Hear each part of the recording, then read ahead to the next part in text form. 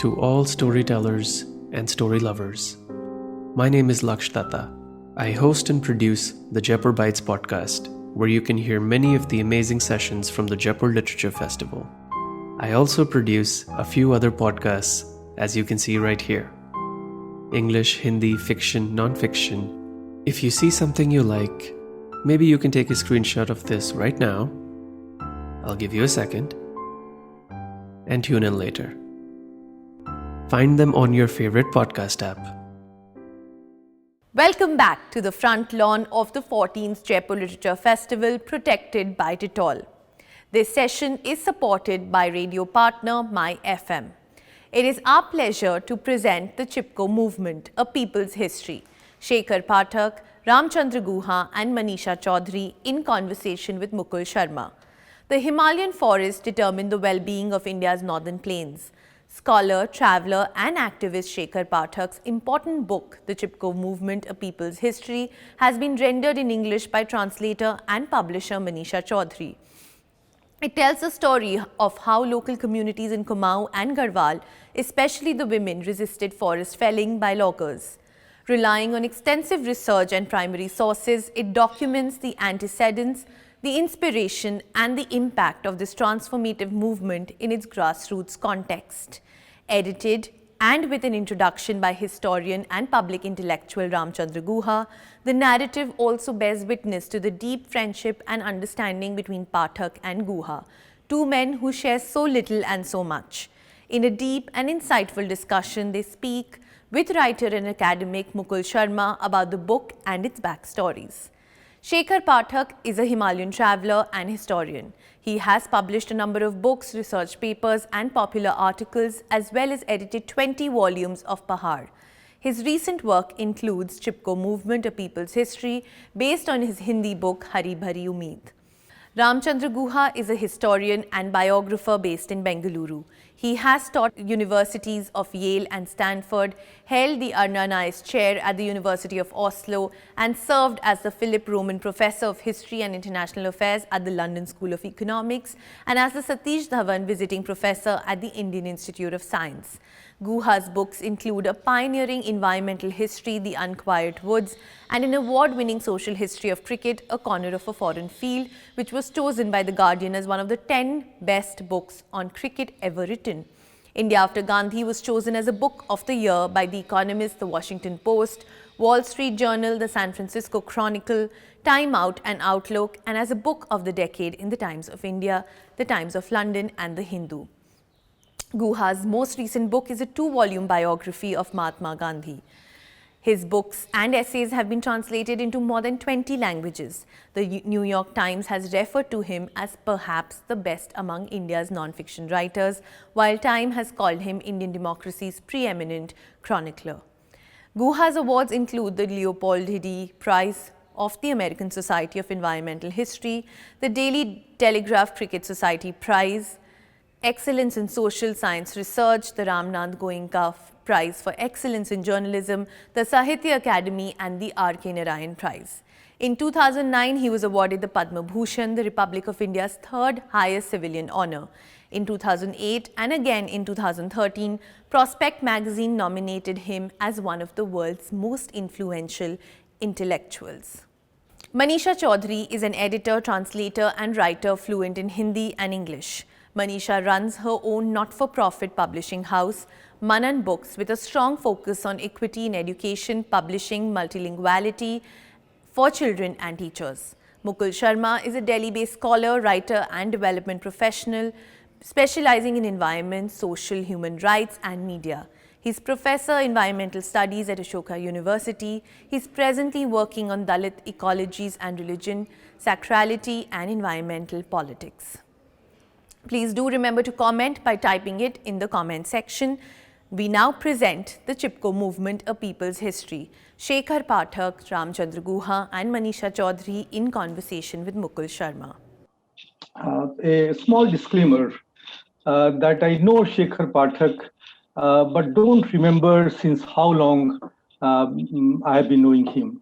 दिनमान के लेखन के दिनों से या पहाड़ की शुरुआत के समय के संपादक के बतौर या नशा विरोधी आंदोलन के कार्यकर्ता के दिनों से एक लंबा सफर या हम सफर. So I would not like to preempt the speakers and the following discussion. However, very few quick points just to begin the discussion. It's a great book on a great movement. In fact, not a movement, but a series, in fact, more than a century of movements that gave shape to CHIPCO. The course of these movements, for me, became like a sagar, एक सतत बहती हुई नदी, within which numerous people, initiatives, ideologies share their lives, their diversity and differences with each other.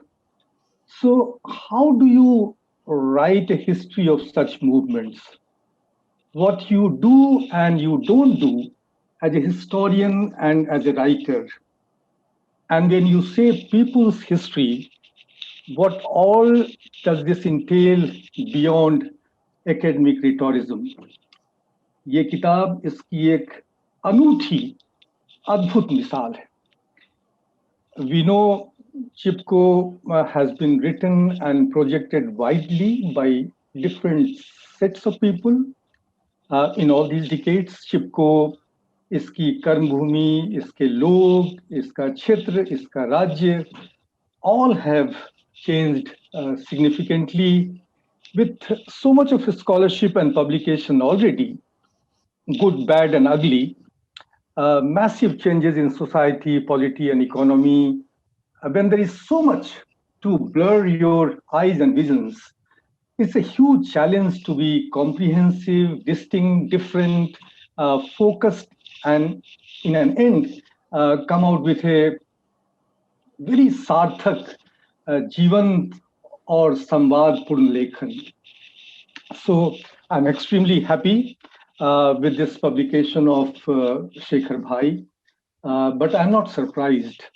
After all, what I or we know of him, he is the one who truly believes in कि क्या जुल्मतों के दौर में भी गीत गाए जाएंगे, हाँ जुल्मतों के दौर के ही गीत गाए जाएंगे.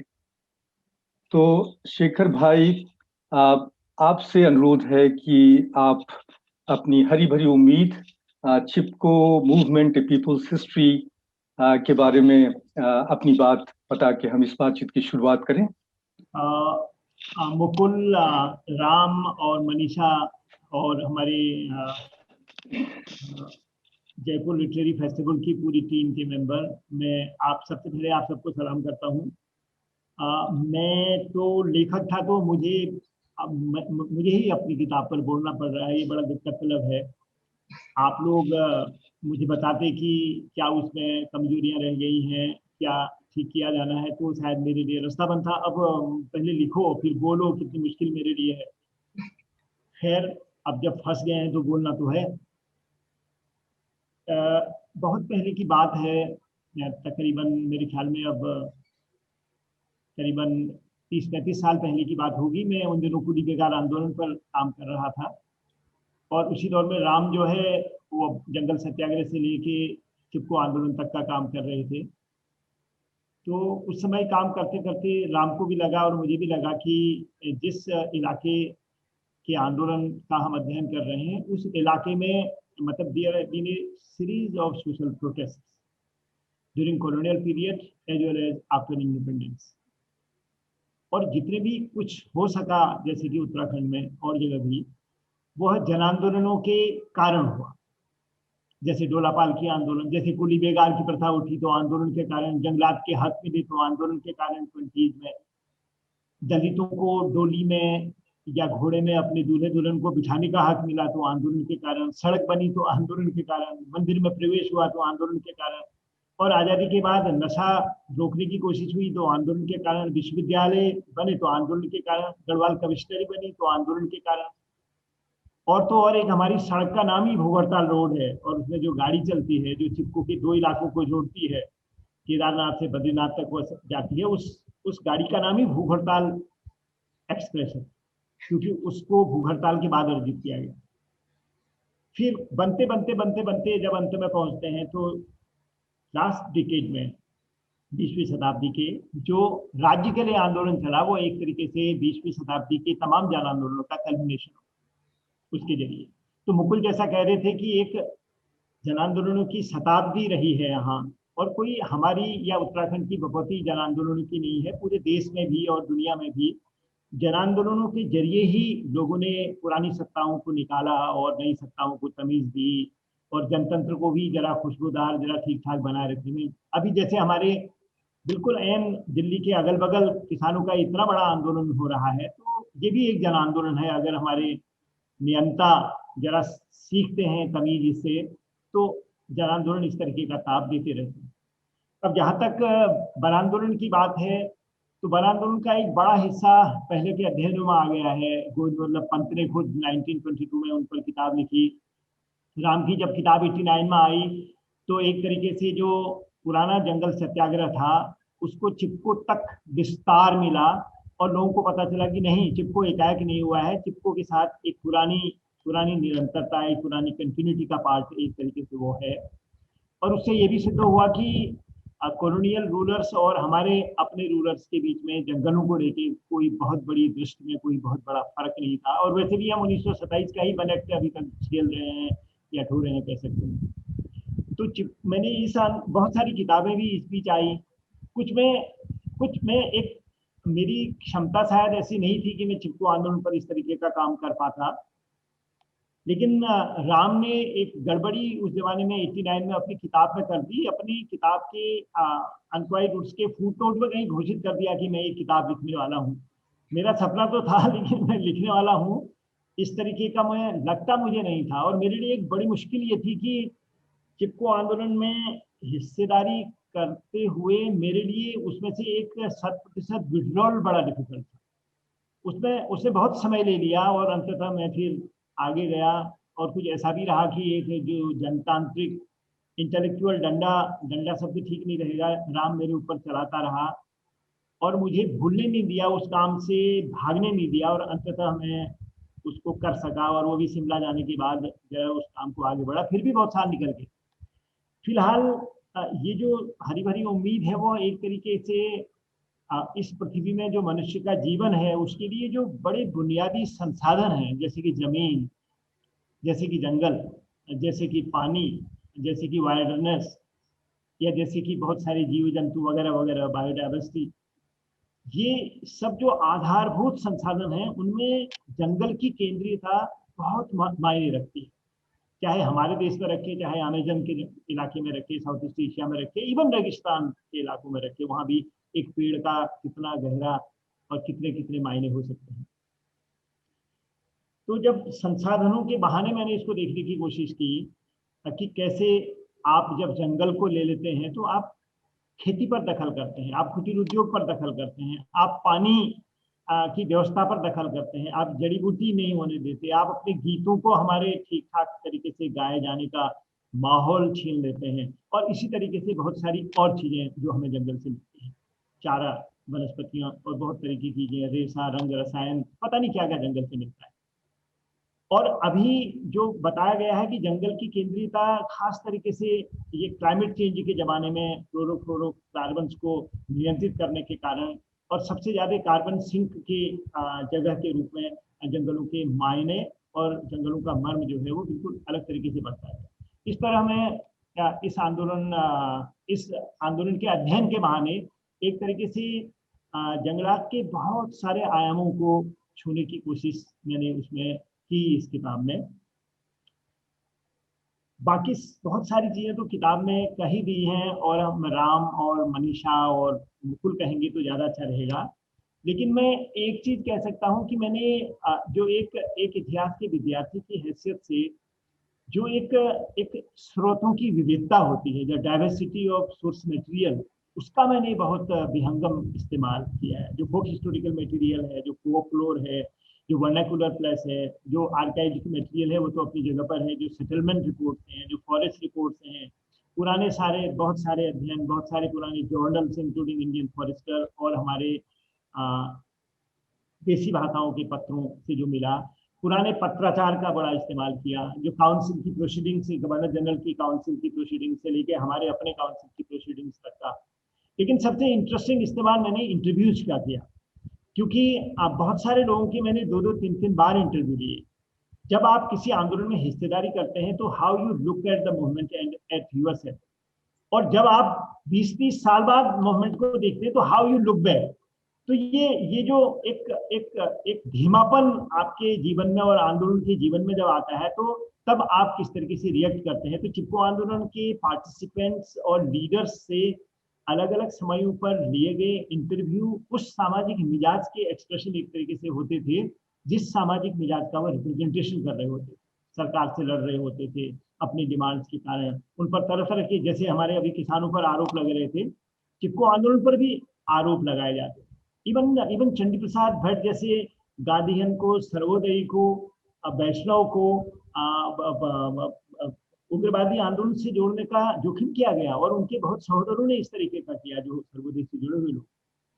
तो इसलिए जो इंटरव्यूज थे अलग अलग समयों पर दिए गए, उनका भी मैंने एक बहुत जिसको कहेंगे कि बेहतर उपयोग करने की कोशिश की।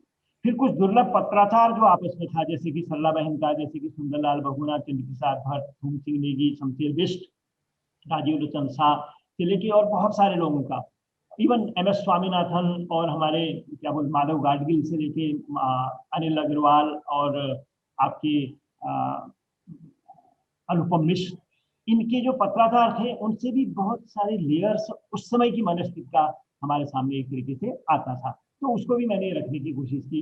किताब के अंत तक जाते जाते मैं ये भी कहने में झिझका नहीं कि इतनी बड़ी चेतना के बाद, इतने बड़े रोल को अदा करने के बाद चिपको आंदोलन अभी भी जो वनों का प्रश्न है उसका निदान नहीं कर सका।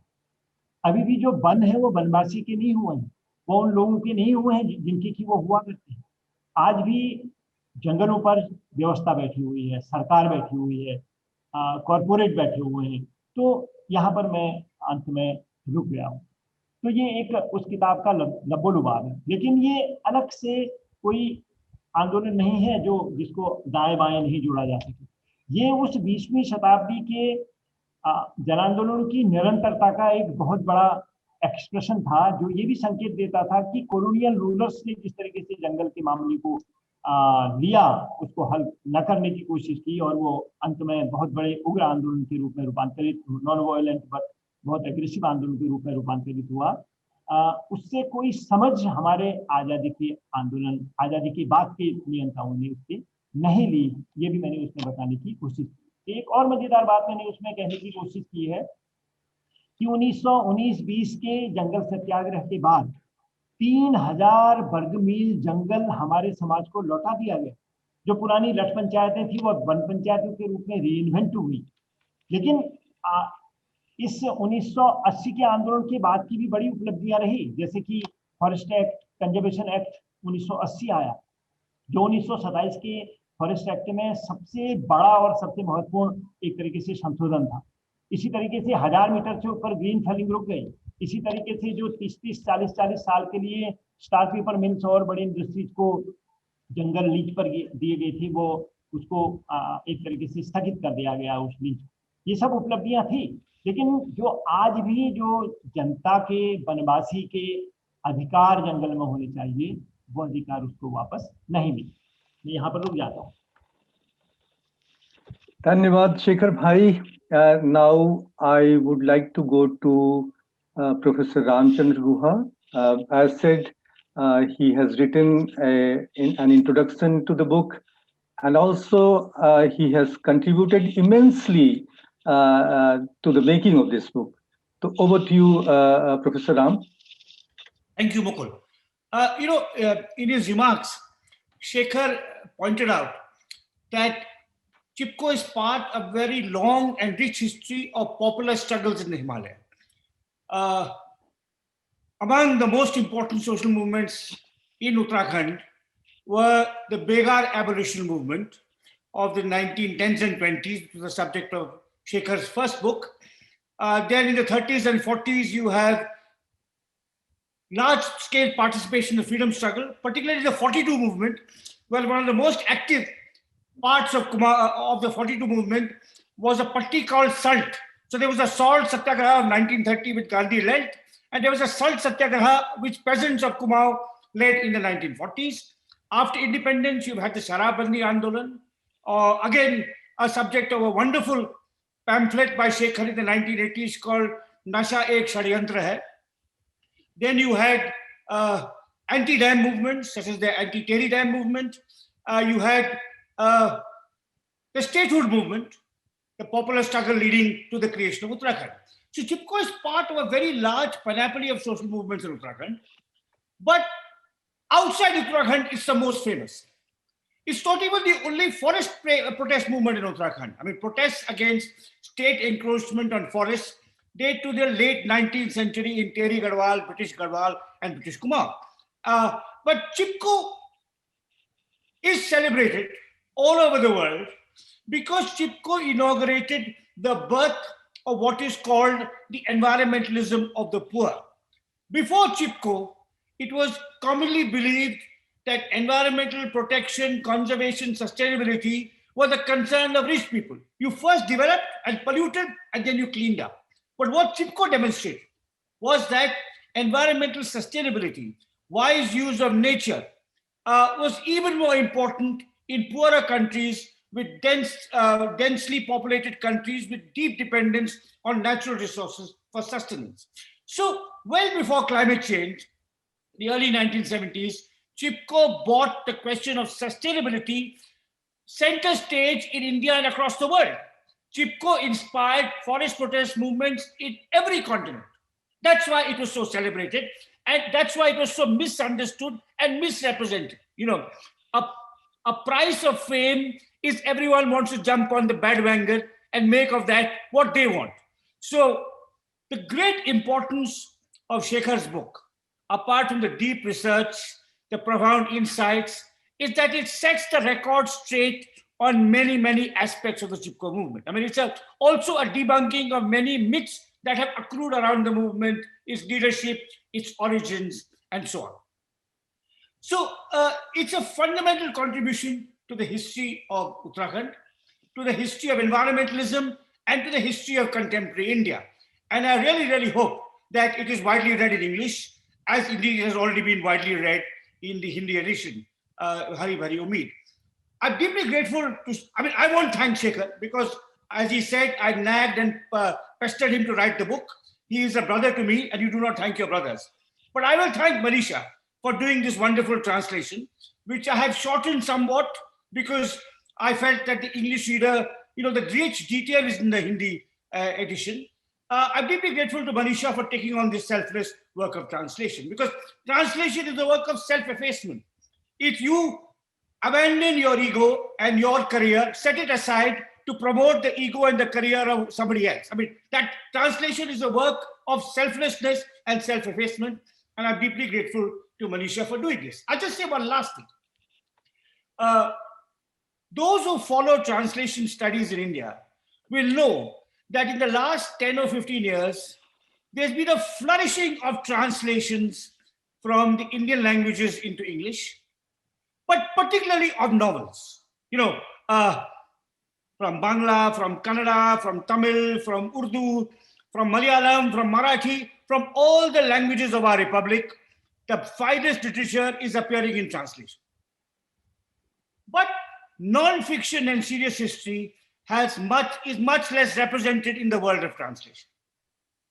They are surely first-rate works of historical and sociological scholarship being written in Marathi and Bangla and Kannada and Urdu, but we see them in English much more rarely than we see works of English translation. I mean, if I was to compare Shekhar's book, the importance of Shekhar's book, in my mind, I stand open to correction. There's only one other book in English, originally written in Kannada, that has that kind of quality. And these are the 2 volumes of D.R. Nagaraj's essays, Flaming Feet and Listening to the Loom, both also published by Permanent Black, that were edited and rendered into English by the historian Prithvi Datta Chandra Shobi. And I'm hoping that what Shekhar's book will do in part is, of course, draw attention to his amazing scholarship, to inform and deepen our understanding of the Chipko movement, of environmentalism, of Uttarakhand, of popular protest, but will also encourage younger scholars who write in English but no other languages to bring the rich scholarship in our Indian languages to a wider public, in the same way as novels, stories, and poems in our Indian languages have been brought to a wider public. Thank you. Thank you, Ram Guha. Over to you, Manisha. You have done the translation from Hindi to English. So please. So first of all, I'd like to begin by saying that translating Shekhar Das' book was almost as exciting as translating a novel, because of the sort of quality of multiple strands of things being woven together into such a rich tapestry. Was a privilege to do, absolutely. And it was really my way of connecting with Uttarakhand again, where I grew up in many parts of my growing up years. And it was like getting a ringside view of something that I had lived in my early years, and understanding the things that I may have heard as a young person growing up in the mountains, but not fully understood.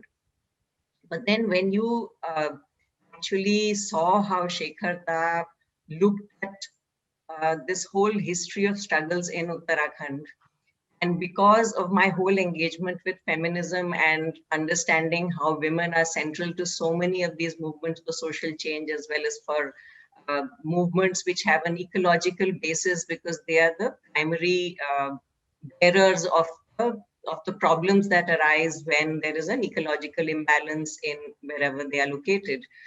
So the very fact that he has foregrounded the contribution of the women in the movement in such a wonderful way, the very fact that he's kind of written a history which is, it's like an example of how you should really write a history by using multiple sources. I mean, it's like if you wanted to understand how to use oral narratives, if you want to understand how to draw insight out of interviews, if you want to understand how to use multiple sources to create a variegated picture which is as representative of how it must have felt to be part of that movement.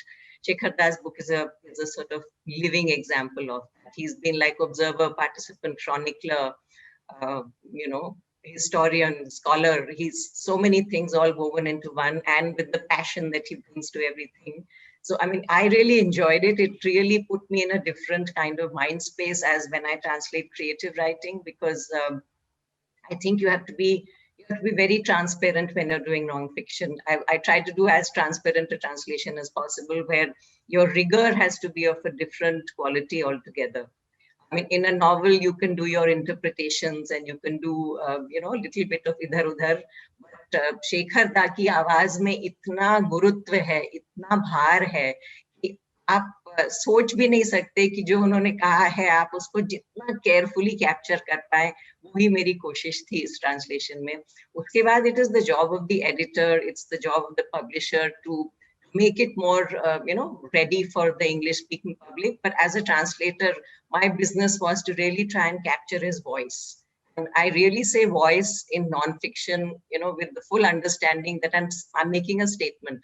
जैसे एक novelist की voice होती है, उसी तरह से जब शेखर दा ने oral history का जिस तरह से इस्तेमाल किया है और जिस तरह से participant, observer और scholar होने का फर्ज निभाया है, उसमें जो उनकी voice की जो quality है, वो अगर मैं कहीं भी ला पाई हूँ, तो बस that is my privilege. That I'm honored to have been a part of a project like this. Shekhar Pathak ji, Manisha के लिए किताब में जो महिलाओं की उल्लेखनीय भागीदारी है वो काफी मायने रखती है. राम गुहा के लिए जो environmentalism of the poor का जो मसला है, जो सस्टेनेबिलिटी का मसला है, जो history of Uttarakhand, history of environmentalism, history of contemporary India, इन तमाम चीज़ों का जो मसला है आपकी किताब के जरिए वो काफ़ी उभर के आता है। आपने अपनी बात में जंगल की केंद्रीयता, स्रोतों की विविधता, कई बातें सामने रखी। तो यदि आपसे सार संक्षेप में ये आग्रह किया जाए कि ये जो हरी भरी उम्मीद है, उसकी 2-3 कुछ खास उल्लेखनीय बातों का आप जिक्र करना चाहेंगे। क्या ये विविधता है, क्या ये महिला और युवा है, क्या ये एनवायरमेंटलिज्म ऑफ द पुअर है? तो उन 2-3 चीजों को आप सारगर्भित तरीके से कैसे रखना चाहेंगे? मैं इससे पहले कि मैं भूल जाऊं, मैं कहना चाहता हूं कि मैं मनीषा चौधरी ने बहुत मेहनत इस पे की, और मुझे लगता है कि जो किताब का जो मूल स्वर है या सुर है उसको बहुत अच्छी तरीके से उन्होंने पकड़ा। और राम क्योंकि पहले से इसमें पूरे इन्वॉल्व थे, तो उन्होंने जिस तरीके से उसको पॉलिश किया और जिस तरीके से उसको निखारा, तो उससे फिर और उसमें बेहतरी आ गई। जो बचा खुचा था वो रुकुन ने अपने प्रकाशक एडिटर की हैसियत से उसने भी अपना रोल अदा किया, और बहुत बार एक एक छोटी छोटी क्वेरी, क्योंकि राम के हाथ से जब रुकुन के हाथ में आया तो रुकुन ने उसके बाद भी सवाल पूछने बंद नहीं किए, और बार बार पूछा कि ये क्या है, ये क्या है, ये क्या है। इवन एक वेजिटेशन का मैप उसने अंतिम समय में बनवाया। तो ये सबके प्रति तो मैं आभार व्यक्त कर चुका हूँ। और मनीषा ने जो रुचि ली वो अपने आप में एक बड़ी बात है जो वो पकड़ा। अब इस किताब में जो बहुत सारी बातें आई, जैसे जो राम ने जो इन्वायरमेंटलिज्म ऑफ पुअर वाला कहा, वो एक बड़ा मेजर एस्पेक्ट है, क्योंकि 20s में भी वो वही था, और 70s में भी वो 50 साल बाद जब चिपको आंदोलन के रूप में आंदोलन आया तब भी वो केंद्रीय इशू उसका रहा। मुझे बड़ा आश्चर्य हो रहा था कि 1920-21 में शक्ति के एक एडिटोरियल्स और 1978 में चिपको आंदोलन में वहाँ टिहरी में उठे जो स्लोगन थे, क्या है जंगल के उपकार, उनमें बहुत सिमिलरिटी थी। एक एडिटोरियल में वही बातें सन 1921 में बाकायदा कही गई। तो एक समाज हिस्ट्री के अलग अलग टर्न पर कैसे एक सी भाषा बोलता है, वो इस बात का संकेत है कि आपकी वो दिक्कतें एक जैसी बनी हुई। आपके कॉलोनियल रूलर चले गए हैं, आपके अपने रूलर आ गए हैं, बल्कि हमारे संदर्भ में तो ये भी हुआ कि वन इश्यू पर सबसे बड़ी किताब 1922 में लिखने वाले गोविंद पंत हमारे चीफ मिनिस्टर बने, लेकिन उसके बावजूद भी वनों की तरफ वो उस तरीके का ध्यान नहीं दे सकते।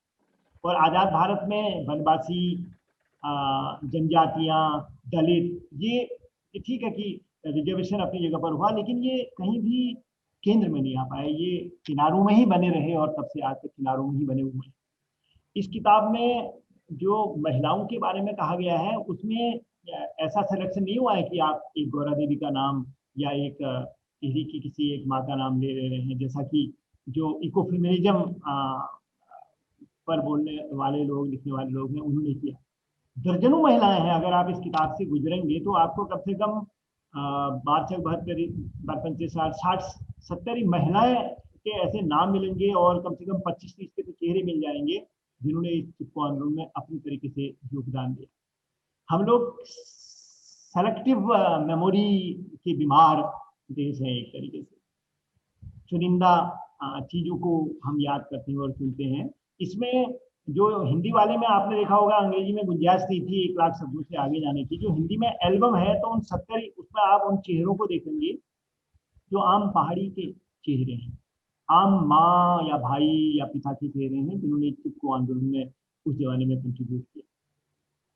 तो महिलाओं का जो रोल था वह जबरदस्त तरीके से ज्यादा था, और इसी आंदोलन में नहीं और आंदोलन में भी, क्योंकि वो अपने अनुपस्थित, मतलब they were also fighting on behalf of their absentee sons and husbands, जो बाहर हैं उनके बिहाफ में भी वो लड़ रहे हैं, चाहे वन आंदोलन में लड़ रहे हो, चाहे पुराना राम की किताब का आपको याद होगा अनक्वाइट वुड में एक जिक्र आता है कि कैसे दुर्गा देवी सबसे पहले गिरफ्तार उसको करने की कोशिश की, क्योंकि जंगल के नियम की पहली अवहेलना 1920-21 में उन्होंने आपके पसानी के बगल में सोमेश्वर की घाटी में की। उनके साथ दो बच्चे भी उस जमाने में पकड़े गए।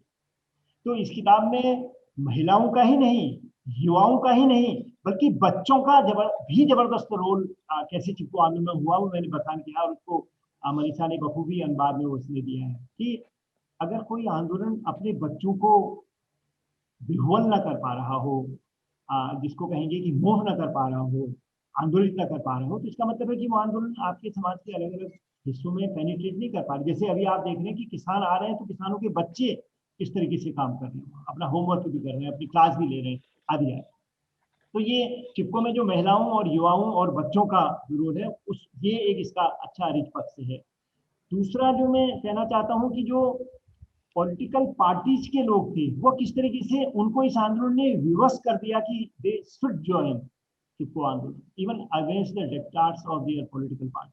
कांग्रेस ने किया, कम्युनिस्ट पार्टी ने ऐसा किया। इसलिए उनके लिए बहुत बार ये मुश्किल होती थी कि वो ओरिजिनल नहीं सोच पाती थी, क्योंकि पार्टी लाइन उनको एक खास तरीके की एक लिमिटेड सोच देती थी। जैसे एक टिहरी के बारे में ये सोच दे दिया कि टिहरी डैम बनेगा तो अनर्थ हो जाएगा, रूपांतरण हो जाएगा, पूरा वो बदल जाएगा। विद्यासागर नौटियाल को इसलिए कम्युनिस्ट पार्टी से निकाल दिया गया था बिकॉज उन्होंने टिहरी डैम के खिलाफ स्टैंड लिया था। उसमें टिहरी डैम को रूस वाले हो गए। तो ये दूसरा पक्ष है कि जो सर्वोदय के और वाम के और युवाओं और महिलाओं और बच्चों के अलावा बहुत सारे पॉलिटिकल पार्टी से जुड़े हुए लोग भी थे जो जिसको इस आंदोलन ने पसीजा दिया और फाइनली वो अपने पार्टी को छोड़ करके अपने लोगों के बीच में। इवन इलेक्टेड एमएलए और एमपी थे जो बहुत संवेदनशील, आज के मुकाबले बहुत ज्यादा संवेदनशील इस आंदोलन के प्रति थे और बार बार उन्होंने विधानसभाओं में और दिल्ली में। जो तीसरा पक्ष मैं कहना चाहता हूँ, जो इकोलॉजी और इकोनॉमी का जो पक्ष है, जिसको एक जबरन कुछ लोगों ने विवाद में डाल दिया, उनको परस्पर विरोधी बना दिया। मैंने इस किताब में कोशिश की है कि वन आंदोलनों के प्रारंभ से लेके आज तक, और इवन वहाँ बिरसा मुंडा के जमाने में आप जाएंगे, जंगल के दावेदार पढ़ेंगे, तो ये हमारी आर्थिकी से उतना ही जुड़ा हुआ है जितनी हमारी इकोलॉजी से जुड़ा हुआ है। हमारी आर्थिकी तभी सस्टेन हो सकती है जब हमारी इकोलॉजी बनी रहेगी, इकोलॉजी सस्टेन हो। ये तथ्य बहुत सरलता से हमारे इस आंदोलन ने पहले भी और बाद में भी प्रकट किया। ये 3-4 पक्ष मैंने इसमें देने की कोशिश की कि कैसे एक पुराने आंदोलनों के जो अंगारे होते हैं रात में छिपे हुए, वह उनकी समस्याओं का निदान न होने के बाद कैसे नए जमाने में फिर वो दहक जाते हैं, कैसे फिर वो आगे बढ़ते हैं। ये लिंक भी मैंने करने की कोशिश की। Shukriya, Shekhar Bhai. Ram Guha, I would like to come to you, and then again to Manisha and Shekhar Bhai. That Ram, you have mentioned about writing people's history in people's language. It could be Hindi and or Marathi, or so certainly. And you also said that, and we all think that Shekhar Pathak ki ye kitab, it's a rare work of people's history in people's language. शायद दशकों और सालों में ऐसी कोई किताब प्रकाशित होती हो, जहां तक मेरी जानकारी है। How should we take up this kind of projects in future, and what could be the challenges for such writing such people's history? So yeah, so Mukul, Yeah, please. I would say, I mean, I don't want to restrict it to people's history. You know, of course, Shekhar's book is about peasants, women, students, children. You know, the great figures of modern Uttarakhand barely figure. So the famous architects, I mean, famous mountaineers or politicians like Hemwati Nathan Bhangara and so on don't figure. So, but in our languages, there are also biographies of remarkable political leaders. For example, to give you an example, with due respect, there's a lot of great scholarship on Ambedkar in English, but there's not a single good biography of Ambedkar in English, but they are in Marathi. For example, there are 4 or 5 volume works on Marathi. Some bilingual scholar should take, for example, there's a very well-known 5-volume biography of Ambedkar in Marathi. Or to give another example from Bengal, there are 2 Bengali scholars, one called Mukhopadhyay and one called Pal, who have written multi-volume biographies of Tagore. So surely those need to be available in English, because the aspects of Ambedkar's life that are universal, that don't belong only to Dalits or only to Maharashtrians. But it would require editorial effort, scholarly effort, because the Marathi audience may want to read 2,000 pages of Ambedkar. But for the English audience, maybe 600, 700 would be enough. So my sense is that there could be histories of music, of film, the Tamil film industry, which led to the DMK and had such an important role. Cinema had such an important role in Tamil politics. Surely there are works on the culture and politics of Tamil films in Tamil, but not available in English. So my sense is that it's a very vast and largely untouched landscape compared to the profusions of novels in these languages that are coming out. So we know that is really my plea to younger bilingual or trilingual scholars. That, as Manisha said, translating non-fiction is also an act of creation. So my plea to translators and to scholars is to people the world of translations, populate the world of translations, not only with novels, but also historical works, biographical works, travelogues, critical works. For example, पता नहीं आपने पढ़ा है कि नहीं, योगेंद्र यादव जी ने हाल में एक लेख लिखा कि उनके एक मित्र है अभय डुबे, जिन्होंने हिंदी में एक किताब लिखा है सेकुलरिज्म के कमियों पे, और मैं चाहता हूं कि मैं पढ़ूं उसको अंग्रेजी में, लेकिन मेरे सामने कौन लाएगा मुझे नहीं पता, शायद आप लाएंगे Mukul. So thank you, Ram. So Manisha, we are talking about language and your really significant role in translating this book. Shekhar Bhai and Ram, they all have. And this book, I read this book in Hindi. कई ऐसी चीजें हैं जो अनुवाद करना असंभव है. हरी भरी उम्मीद, धुंधलाती चमक और सतत कौंध. So what have you your experience? How would you like to share briefly? When you're mining a rich seam of material, आप ये कोशिश नहीं करते हैं कि आप हर एक चीज को उसी तरह से पकड़ पाएंगे जैसे कि ओरिजिनल भाषा में था, क्योंकि वो खाम ख्याली होगी. ऐसा सोचना भी कि मैं हरी भरी उम्मीद या धुंधलाती चमक की सतत कौंध को अंग्रेजी में उस तरह से कह पाऊं. पर मैं I'll just take a step back, and as a publisher, जो राम ने कहा अभी कि हमारी भाषाओं से जो नॉन फिक्शन अंग्रेजी में या कि और भाषाओं में आना चाहिए वो अभी तक बहुत कम आया है. ये एक तरह से पब्लिशर्स के लिए भी ये त्रासदी है. I think the freshness that we are looking for, मिट्टी की सौंधी खुशबू या पाइन नीडल्स की सौंधी खुशबू हम चाहेंगे अपनी अंग्रेजी और भाषाओं में महसूस करना, वो अनुवाद के अलावा उसको ला पाना बड़ा मुश्किल है. और क्योंकि मैं बाल साहित्य में बहुत काम करती हूँ तो मेरे को ये बात जो है बहुत शिद्दत से महसूस होती है, ये बात कि हम लोग जो हैं अपने बच्चों को भी भाषाओं में बहुत एक नेस्ले का जो बेबी फूड टाइप चीज है ना वो ही दे पाते हैं. क्योंकि हम उतना अनुवाद नहीं करते हैं अपनी भाषाओं के बीच में जिससे कि आपको पूरन पोली और मीठी पूरी के बीच में जो स्वाद का सेतु है उसको हम बना पाए बच्चों के लिए भी. अगर हम वहां से शुरू नहीं करेंगे तो जो राम की उम्मीद है कि वो सेक्युलरिज्म में क्या खामियां हैं उसकी हिंदी की किताब को वो अंग्रेजी में नहीं पढ़ पा रहे हैं, ये कहीं ना कहीं उसी it's part of the same arc of understanding the importance of languages in the whole business of publishing, as well as understanding the importance of the fresh voice.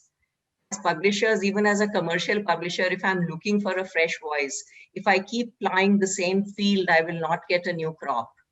Right? Whereas if I go and seek खरपतवार on the edge, जो मेड़ पे लगी हुई घास फूस है ना, जिसके ऊपर मैं कोई ध्यान नहीं देती हूँ, क्योंकि मुझे लगता है कि मेरी पेइंग पब्लिक जो है वो जो सीधी मैं हल चलाऊंगी और उससे जो गेहूं निकलेगा उसी का आटा उसको खाना है. That is a mistake, and that is a mistake at every level. And, the richness of languages that we have in our country, and there is some nascent form of publishing or some nascent form of recording of that whole experience happening in the different languages. Somebody just needs to take the trouble to ensure that there is intra-language transfer of that knowledge, and that can only happen through translations. And believe me, it will be enriching for everybody concerned. First of all, it diversifies what is available to the reader. Secondly, it gives you, the pickings of the gems of the likes of Shekhar Da, जिसमें कि उन्होंने इतनी सारी आंचलिकता और इतनी सारी scholarship एक साथ अपनी किताब में जिस तरह से उन्होंने उसका निचोड़ प्रस्तुत किया है, वो अपने आप में, जैसे आपने कहा, अनूठा है, वो अद्भुत है बिल्कुल. So that can really only happen if we actually create a market for translations where there are enough publishers who are willing to see this rich seam which exists and do something about it, and also recognize that the very definition of scholarship needs to expand. Thank you, Manish. My last question addressed to both Shekhar Bhai and Ram Guha. Shekhar Bhai, आपने आंदोलन की उपलब्धियों का उल्लेख किया, सवालों के जवाब में, किताब में भी है. तो तब और आज आपकी किताब में चिपको आंदोलन की कई आज की हरी शाखों की चर्चा है. तो अब आज क्या पहचान होगी, कैसे भविष्य देखेंगे? And the same question addressed to Ram Guha, that this book, Ram, ends with a certain hope and some rays of brightness. And that's why Shekhar Pathak calls it Dhundlati Chamak or Satat Kond. So how will you see the future of environmental movement in Uttarakhand and otherwise? तो पहले शेखर भाई and then Ram. So ये हमारा अंतिम सवाल होगा, उसके बाद हम छोटा सा एक इससे पाठ करेंगे और फिर हम अपनी बात खत्म करेंगे. दरअसल उन दिनों कुछ लोगों ने 80, 82, 83, 85, 90 के बीच में ऐसे लेख लिखने शुरू किए, जैसे मतलब एक चिपको आंदोलन खत्म हो गया है. कुछ आर्टिकल इस तरीके के आए कि चिपको इज स्टिल अलाइव. कुछ लोगों ने बहुत तरीके के लिखा. कुछ लोग ऐसा हुआ कि चिपको को ढूंढने के लिए जौनसार बाबर में चले गए जहाँ चिपको आंदोलन नहीं चला था. कुछ और लोगों ने कुछ और किया. कुछ लोगों ने बहुत व्यक्ति केंद्रित अध्ययन करने शुरू किए. तो मैंने उसमें कहीं लिखा हुआ है इस तरीके का कि जो इस तरीके के बड़े सोशल मूवमेंट, बड़े पारिस्थितिक मूवमेंट आते हैं, वह बहुत सारी समस्याओं का समाधान करने की कोशिश करते हैं, लेकिन बहुत सारी सवाल, बहुत सारी समस्याएं जो है अनसुलझी रह जाती हैं. और वो अनसुलझी समस्याएं फिर अगले मूवमेंट के लिए एक इश्यू बनती हैं, उसके लिए बीज का काम करते हैं. जैसे 20s में जो चीज़ें रह गई थी वो 70s में फिर नए तरीके से आएगी. कल को, क्योंकि अभी भी वन का प्रश्न वैसा का वैसा बना हुआ है, बल्कि ज़्यादा इंक्रोच हो रहा है अभी, जिस तरीके से उत्तराखंड के वन, हिमालय के वन विनष्ट किए गए हैं. तो कल को नए लोग नए तरीके से बोलेंगे, ये अपनी जगह पर. जब उन्होंने उसको मृत घोषित करना शुरू किया तो तब मैंने उसमें लिखा है कि बहुत सारे लोग जो चिपको की, हम अपने को चिपको की जनरेशन कहते हैं, तो उन लोगों ने चिपको से जो सीखा, जो तमीज़ सीखी अपने समाज को, अपने पर्यावरण को, अपने संसाधनों को समझने की, उन लोगों ने अपने अपने तरीके से प्रयोग किया. जैसे बीज बचाओ आंदोलन ने जो हमारी एग्रीकल्चरल डाइवर्सिटी है, which is directly connected with the forest diversity और बायोडाइवर्सिटी, उसकी हिफाजत का काम किया. धूम सिंह नेगी हो कि विजय जरधारी हो कि कुंवर प्रसून हो, और बहुत सारे लोग जो बारानाजा की पद्धति थी उसकी वकालत उन्होंने की, और कैसे जरूरी है, और मल्टीनेशनल को चुनौती. दरअसल वो किसान आंदोलन की एक लहर हमारे यहाँ उसको माना जा सकता है. चिपको तो खुद ही किसानों का आंदोलन है. अब और आगे जाएंगे कि उनकी आर्थिकी की दिक्कत आई तो महिंद्र कुंवर ने हार के माध्यम से किसानों को एक अपनी छोटी सी पैच में इस तरीके की फसल लगाने का वो किया, जिसमें उनको कुछ कैश क्रॉप आया, क्योंकि बच्चे पढ़ने हैं, चेंज हो गया है, समाज बदल गया है, गाड़ी में बैठना है, जीप का किराया देना है, नल का भाड़ा आ रहा है, वगैरह वगैरह. इसी तरीके से कुछ और लोगों ने, मैंने करीबन 10 बार इसका उदाहरण दिए हैं कि उन्होंने अपने अपने तरीके से चिपको से मिली हुई ऊर्जा को अपने समाज को लौटाने के लिए अपनी विधा में काम करने शुरू. बहुत बढ़िया पत्रकारिता हमारे यहाँ हमारे साथियों ने शुरू की, जैसे नैनीताल समाचार, और जैसे अनिकेत के और नैनीताल समाचार के जो संपादक थे वो चिपको के भी बहुत ही फुल टाइम एक्टिविस्ट थे. गिरफ्तारियां, जेल जाने का भी उनको मौके मिले, लेकिन उन्होंने अपनी एक स्वायत्त पत्रकारिता को भी बनाए रखा और क्रिटिकली उसको देखने की कोशिश की, भावुक बन के या जिस तरीके की मीडिया आज बन गई है वैसा बन के नहीं। तीसरी तरफ हम ये देखते हैं कि अनेक लोगों ने ऐसे काम किए कि अपने अपने इलाकों में जो पर्यावरण के शिविर हैं, कैंप हैं, उनके माध्यम से महिलाओं को आगे लाने की कोशिश की। बहुत जगह महिलाओं ने भी उस तरीके की पहल की, हालांकि महिलाओं को उस तरीके की लीडरशिप में शिरकत करने का मौका नहीं मिला। यानी कि जब 20 में हमारे यहाँ जंगल सत्याग्रह चल रहा था, तब से लेके चिपको आंदोलन तक में जब महिलाओं की हिस्सेदारी बहुत बढ़ गई थी, उसमें महिलाओं को स्थान और महिलाओं को लीडरशिप देने का बहुत बड़ा नियोजित प्रयास आंदोलन के मेल मेंबर्स के द्वारा नहीं हो, कोशिशें हुई लेकिन उनको उस तरीके से नहीं दिया जा सका। और उत्तराखंड आंदोलन, जब राज्य का आंदोलन चला, वो महिलाएं स्वयं आगे आ गई और आपको पता है कि 40-44 के करीब शहादतें हुई। 2 महिलाओं को सरेआम मसूरी में जो है उनके शरीर के ऊपरी हिस्से में गोली मार के उनकी हत्या की, लेकिन लीडरशिप में फिर भी नहीं आई। आज भी आप देखेंगे 70 MLA हमारे यहाँ है तो 5-7 से ज्यादा जो है आपकी महिला विधायक नहीं।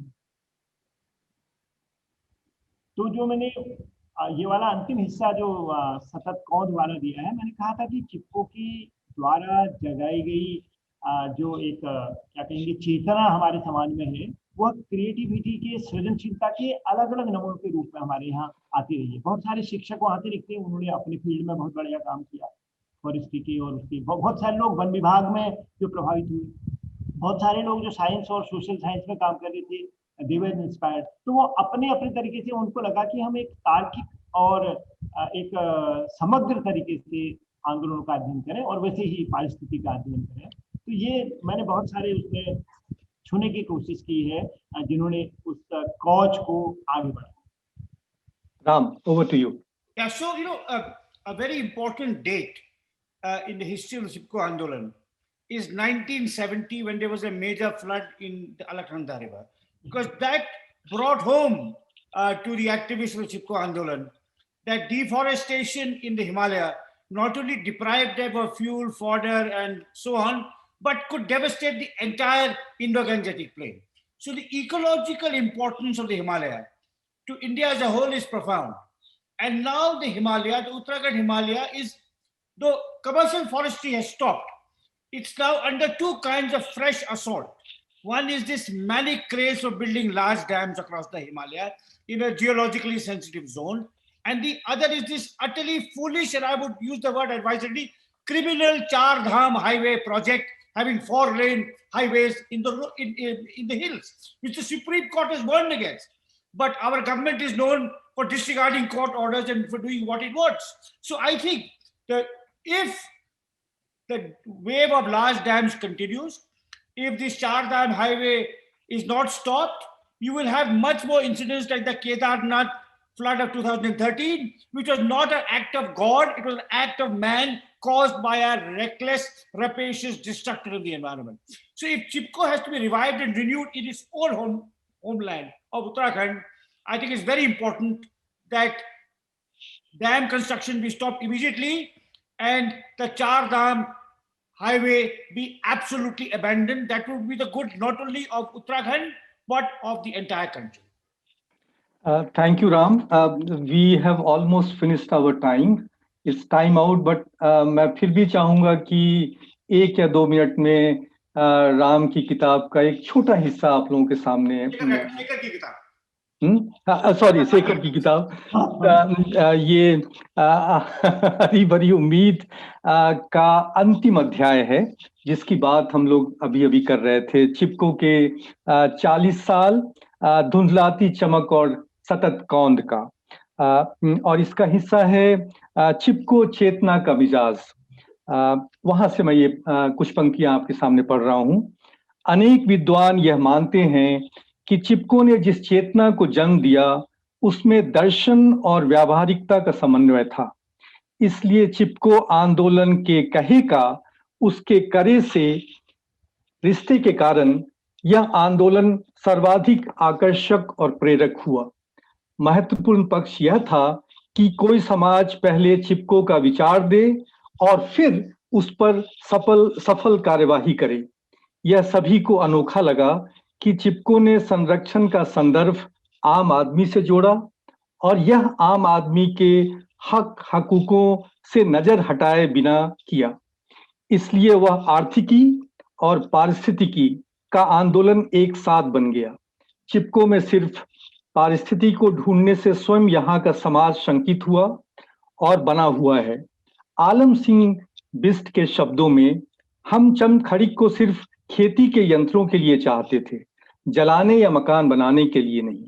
यानी इस प्रजाति के पुनर्जन्म के मुकाबले उपयोग कम होगा। बालम जनौटी का कहना था कि पेड़ न काटने की मांग वैसी ही है जैसे कोई कहे कि बूढ़े आदमियों का मरना बंद किया जाए, बूढ़े जाएंगे और बच्चे आएंगे। यानी उपयोग और हिफाजत का संतुलन जरूरी बताया गया। ऐसे कई अंश इस किताब में हैं जिसको बार बार पढ़ा जा सकता है। इस किताब के जो संदर्भ हैं, घनश्याम सिंह सैलानी का एक पत्र चंडी प्रसाद भट्ट के नाम, आपके पास कभी समय हो तो जरूर पढ़िएगा। जो आंदोलन की पहली लहर अध्याय की जो कुछ पंक्तियां हैं, आंदोलन की दूसरी लहर अध्याय की जो कुछ पंक्तियां हैं, मैंने कई चीजें मार्क की थी, समय का अभाव है। Thank you, Mr. Pathak, Mr. Guha, Manisha and Mukul Sharma for that riveting conversation.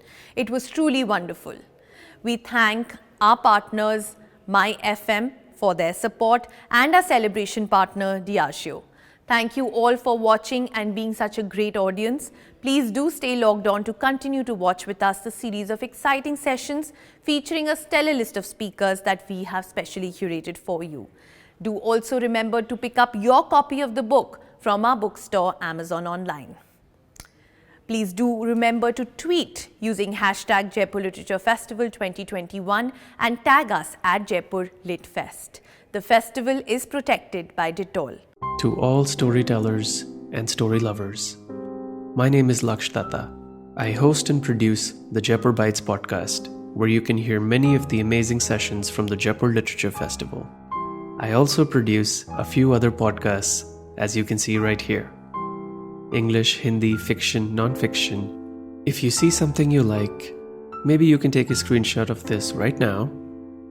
I'll give you a second. And tune in later. Find them on your favorite podcast app.